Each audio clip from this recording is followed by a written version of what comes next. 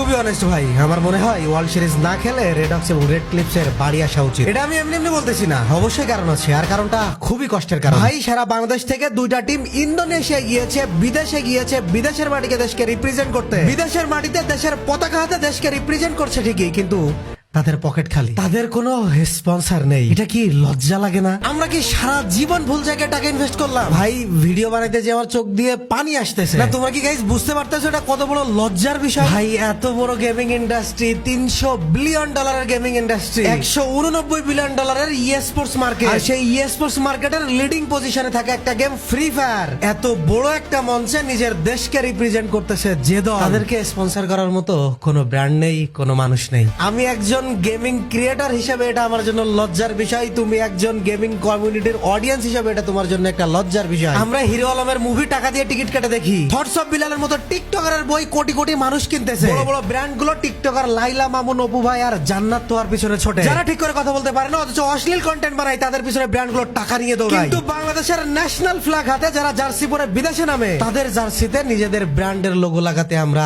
লাজুক। কাব্য ভাই কিছুক্ষণ আগে একটা পোস্ট দিয়েছে রেড ক্লিপস কে নিয়ে, সেখানে তিনিও দুঃখ ভারাক্রান্ত মনে এই পোস্টটা করেছেন। এক প্রকার কাব্য ভাই এই পোস্টের মাধ্যমে স্পন্সর ভিক্ষা চাচ্ছেন। না না, আমি কিন্তু তোমাদেরকে রেড ক্লিপস কে সহানুভূতি দেখাইতে বলছি না। ওরা যে কোন পর্যায়ে গেছে তা বাংলাদেশ না বুঝলেও অন্য দেশ ঠিকই বুঝবে। এই জন্য ওদেরকে সহানুভূতি দেখানোর জন্য ভিডিও বানাইতেছি না। আমার ভিডিও বানানোর রিজন হলো বাঙালির লজ্জা। এই তরুণ বয়সী ছেলেরা রাস্তায় দাঁড়িয়ে নিজের জীবন দিয়েছে কি জন্য? নিজের দেশকে ভালো জায়গায় দেখতে চায় এজন্য, নিজের দেশের একজন গর্বিত নাগরিক হিসেবে নিজেকে প্রতিষ্ঠিত করতে চায় এই জন্য। কিন্তু আমাদের দেশ কি কখনোই ভালো হবে? এ দেশ জানাই না কোথায় টাকা ঢালতে হবে আর কোথায় টাকা ঢালতে হবে না। তুমি জানো এই গেমিং মার্কেট 2025 সালে $189 বিলিয়ন, যেখানে 3.6 বিলিয়ন শুধু ই স্পোর্টস প্লেয়ার, মানে পৃথিবীর প্রায় অর্ধেক ইন্টারনেট ব্যবহারকারী জনগণ কোনো না কোনো ভাবে গেমের সাথে জড়িত আছে। ই স্পোর্টস এর global viewership 640 million. Already world wide ভাবে এই ই স্পোর্টস প্লেয়ারদেরকে স্পন্সর করতেছে মাস্টার কার্ড, নাইকি, BMW এর মতো কোম্পানি। সেখানে বাংলাদেশের ব্র্যান্ডগুলো লাইলা মামুনার কন্টেন্টে স্পন্সরশিপ দিতে পারতেছে, অথচ রেড ক্লিপস কে নয়। অথচ আমাদের দেশের সোনা ছেলেরা যে বিদেশের মাটিতে গেছে দেশকে রিপ্রেজেন্ট করতে, এটা নিয়ে সরকারি কোনো পর্যায় থেকে আমরা একটা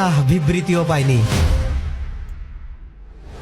আরে আমাদের অ্যাটেনশন যে সব রিপন ভিডিও নিয়ে চলে যাচ্ছে, রাস্তায় দাঁড়িয়ে বড় বড় আপারা কেক বিক্রি করতেছে, আমাদের অ্যাটেনশন সব ওইখানে চলে যাচ্ছে। দেশের একটা টপ ট্যালেন্ট বিশ্ব মঞ্চে যারা দেশকে রিপ্রেজেন্ট করতেছে, তবু কোনো বিগ ব্র্যান্ড তাদের পাশে নেই। বললাম না, গ্লোবাল র্যাঙ্কিং এ Mastercard, BMW, Mercedes, Nike, Puma, Red Bull, Monster মতো বড় বড় ব্র্যান্ডরা ই স্পোর্টস এ তাদের পোর্টফোলিও বানাচ্ছে। ই স্পোর্টস এর বড় বড় প্লেয়ারদের তারা স্পন্সরশিপ দিচ্ছে। বাইরের দেশের একজন ই স্পোর্টস প্লেয়ার মান্থলি $10,000 থেকে $1,00,000 পর্যন্ত বেতন পাচ্ছে। আর এটা কিন্তু গাইস ওই ব্র্যান্ডটা যে ফাফাও টাকা দিচ্ছে বিষয়টা এমন না। কোটি কোটি মানুষ এই ই স্পোর্টস দেখছে। লিগ অফ লেজেন্ডস ওয়ার্ল্ড 2023 এ একটা ইভেন্টে 20,000 মানুষ জায়গায় বসে ইভেন্টটা দেখেছে এবং অনলাইনে 6.4 মিলিয়ন মানুষ একসাথে ওই গেমটা উপভোগ করেছে। এজন্য ব্র্যান্ডের রিটার্ন এখানেও আছে। কিন্তু দুর্ভাগ্য ওই যে কৃষকের দেশে আবার কিসের ই স্পোর্টস? এই যে রিটার্ন আছে, এই যে অডিয়েন্স আছে, এটা আমাদের দেশের ব্র্যান্ডরা বোঝে না। আমাদের চোখে গেমিং মানে টাইম ওয়েস্ট, এই পুরনো মিথ এখনো আমাদের বেডরুমে রয়েছে। কিন্তু গ্লোবালি বড় বড় ব্র্যান্ডরা এই ই স্পোর্টস কে গেমিং কে প্রিমিয়াম ইউথ অ্যাটেনশন হিসেবে দেখে।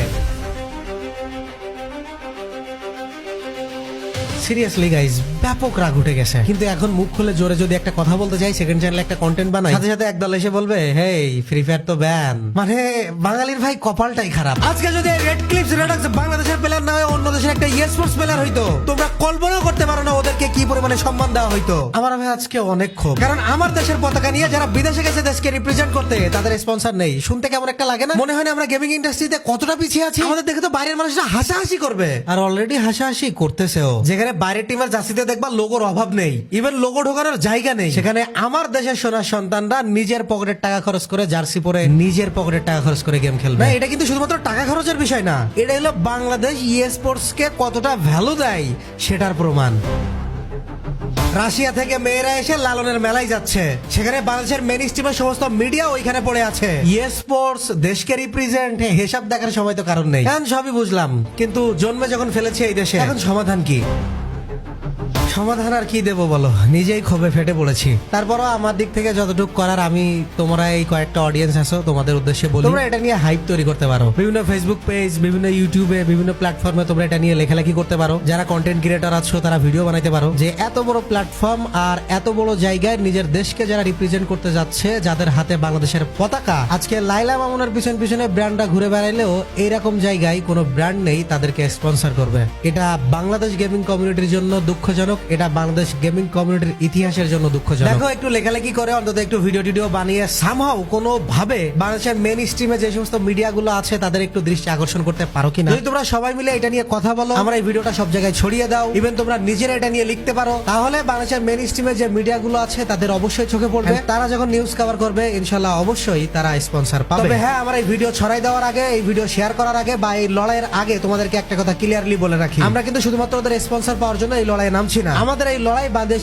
স্পোর্টস এর ভবিষ্যতের জন্য, আমাদের এই লড়াই বাংলাদেশ গেমিং কমিউনিটির সম্মানের জন্য। সাকিবুল হাসান বড় ক্রিকেটার হয়ে আপনাদের টাকায় স্যালারি পেয়ে বিদেশে গিয়ে এখন জুয়ার প্রমোশন করবে, তাও আপনাদের মেইন স্ট্রিমের সমস্ত মিডিয়া তার দিকেই তাকায় থাকবে। আর যারা বিলিয়ন ডলারের এত বড় একটা গেমিং ইন্ডাস্ট্রিকে রিপ্রেজেন্ট করতেছে তাদের বেলায় কোনো হাইপ নাই, কোনো অ্যাটেনশন নাই। গাইস তোমরা বললে বিশ্বাস করবে না, এর আগের বছর ক্রিকেট ওয়ার্ল্ড কাপের যে প্রাইজ মানি ছিল অর্থাৎ $10 বিলিয়ন স্পোর্টস এর একটা টুর্নামেন্টে তার থেকে কয়েক গুণ বেশি টাকা খরচ করা হয়। এই যে সম্প্রতি একটা সৌদি আরবে স্পোর্টস টুর্নামেন্ট হইল, সেখানে $100 বিলিয়ন খরচ করা হয়েছে। তাহলে এত বড় মঞ্চ, এত বড় জায়গায় নিজের দেশকে এরা কেন রিপ্রেজেন্ট করবে? যদি বাংলাদেশের মেইন স্ট্রিম মিডিয়া এদেরকে অ্যাটেনশন না দেয়, যদি বাংলাদেশি বড় বড় ব্র্যান্ড গুলো এদেরকে স্পন্সর না করে, ভাই তোরা গেছিস কেন? ভাই তোরা বাড়ি আই, তোরা অন্য দেশের হয়ে খেল। লিটারালি গাইস আমার মাথা গরম হয়ে গেছে ভাই, তোদের বলি তোরা অন্য দেশের হয়ে খেল, তোদের ভবিষ্যৎ হবে। এই দেশে বয়ে থাকিস না আর এই দেশে গেমিং নিয়ে কিছু করিস না। এদেশ ট্যালেন্টের মূল্য দিতে জানে না।